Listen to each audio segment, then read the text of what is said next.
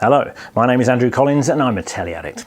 Some late news just blown in. Earlier on today, apparently, a woman rang the BBC and said she heard that there was a hurricane on the way. Well, if you're watching, don't worry, there isn't. He had to wait 26 years, but at least he was right this time. Talking of the seasons, I must say I like the way some American shows do this.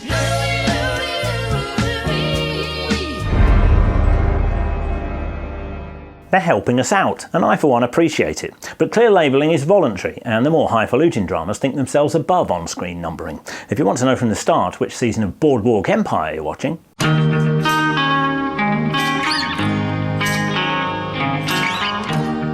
going to have to keep your wits about you. Stay glued to the languid phone-lashed credits and work it out from which actors are still in it and which ones aren't. The mighty Boardwalk Empire returned to Sky Atlantic for its fourth epic season on Saturday, although the announcer seemed more irked than excited. It's the brand new season we've all been waiting for. Bloody bootlegging drama. Alert to the dangers of spoilers when the Sky Intolerant will be catching up on box set, I won't dwell on who's no longer in the main cast list after the magnificent season 3, but these two are both new. Rather than reveal too much about the story, how about this seemingly arbitrary opening scene of two guys we don't know in a bar? It encapsulates why I love this show so much.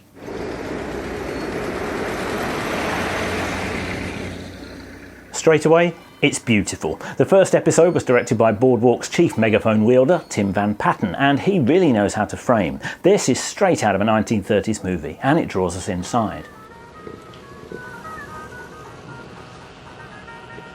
Hey! Buddy, hey! And on or off? The radio.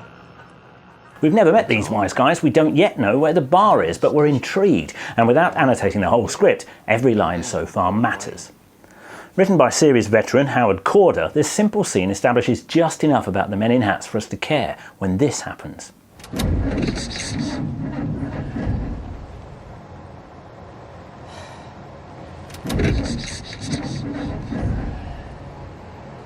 Well? Well, I'll let you write the rest of the scene, but everything counts. The period mood, the colour palette, the mundane dialogue, the weather, the type of hat, the careful casting of those three incidental parts, even the whistle of the poorly tuned radio. Boardwalk Empire is not a show, it's a masterclass. Talking of which...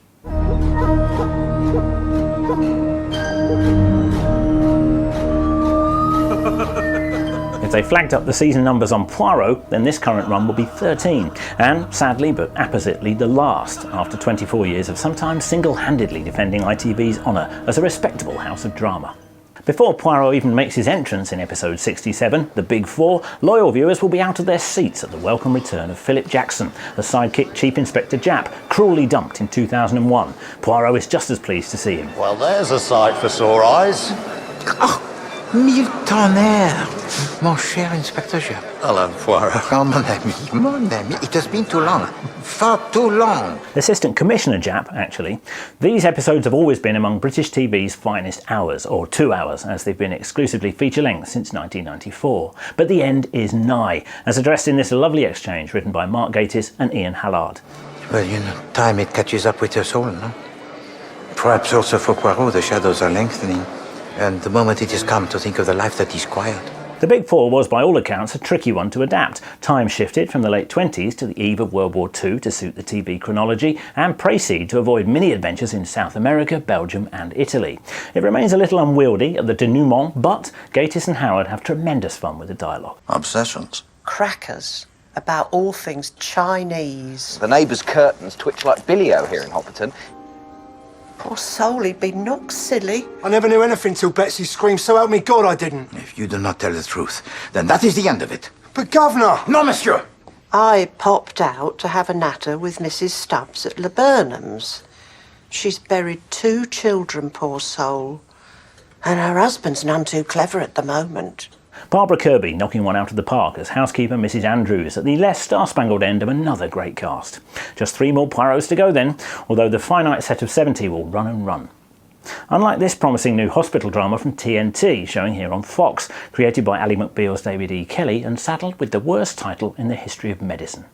That's not when it's on, that's what it's called, Monday Mornings. How did that ever get through pilot season? It's because the surgeons at the show's fictional Portland, Oregon hospital have a peer-reviewed meeting on Monday mornings, but still. In retrospect, we also love to separate the conjoined twins, don't we? Rebuild the shattered faces, but sometimes it's the little things, isn't it? Alfred Molina as Chief of Staff and sharer of Paul McCartney's hair colourist, Dr. Harding Hooton. What is it with David E. Kelly and names?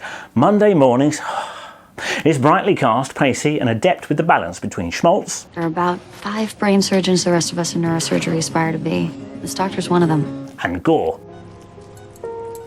And fans of Battlestar Galactica will approve of sexy surgeon Ty Wilson.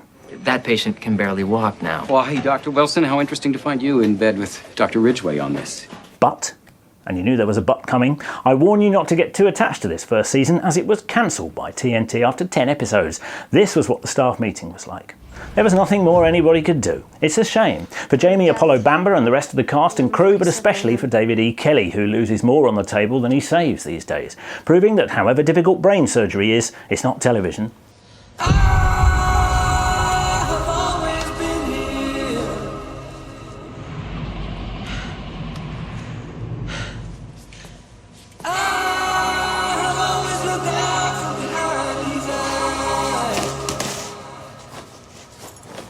Is it masochistic to watch a show you like but has 9 weeks left to live, or actually relaxing as you know it'll never grow old? Discuss. Now, really handy that, thanks for letting us borrow it, Channel 4. Craig's shop floor staff are paid £6.90 an hour, and they're recruited for their personalities. He's relying on their charms to put his store on top. Iceland Foods, Life in the Freezer Cabinet, did David E. Kelly come up with that title? On BBC Two is a 3-part promo for the nation's favourite high street prawn brokers. No matter how hard the producers wish it, Iceland's bluff multimillionaire boss Malcolm is no Nev from the call centre.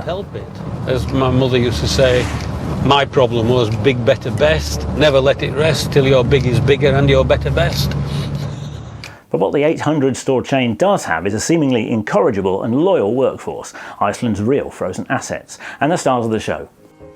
No matter how stupid the programme makers try to make them look by posing them holding Iceland's recession-busting products. You're ruining my photograph. Malcolm says that entrepreneurship is in his DNA and describes himself as a cowboy. He's really just a salesman. So people want it. Little piece of a doner kebab.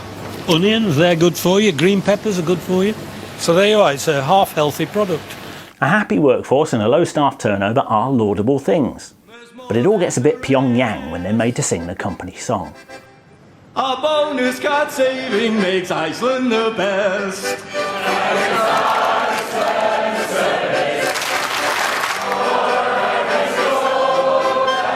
Chilling. Part 2 is all about the New Year horse meat burger scandal, so don't miss that. One imagines it's when dynamic in-house PR Keith springs into action. What could one possibly say? Yeah, well, Iceland doesn't sell shit food, and it's gone to greater lengths than most to take artificial shit out of its food. Why write comedy when real life is as comedic as that? Well, I for one am glad that Matt Berry, well known from The Boosh, Garth Marenghi and the IT Crowd, did. I've forgotten my trousers.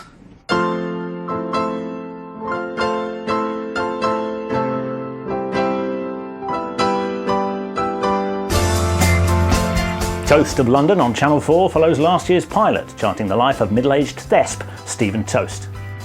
Co-written with Father Ted's Arthur Matthews, it relies on the booming clubbable appeal of Berry himself, which is a safe bet.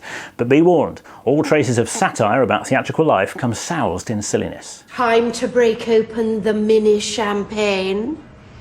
Now listen, there's going to be a very big ceremony, and they're very, very keen that you accept the award in person. Cast from the top draw, Robert Bathurst, Stu McKicken, Emma Fryer, it plays with traditional sitcom expectation, so that instead of defying what you think will happen, it greets that imposter head on. I hope you're not one of these journalists who gets their subjects sloshed so they spill the beans. Because that isn't gonna happen.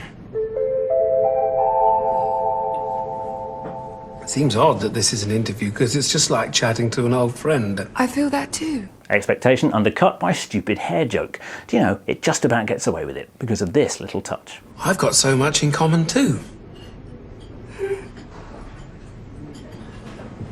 On the same expectation-defying tip, although the clue was in Berry's illustrious side career as a musician, Toast slips in a full musical number. Now my world started closing in on me. Now my world started closing in on me. Now my world started closing in on me.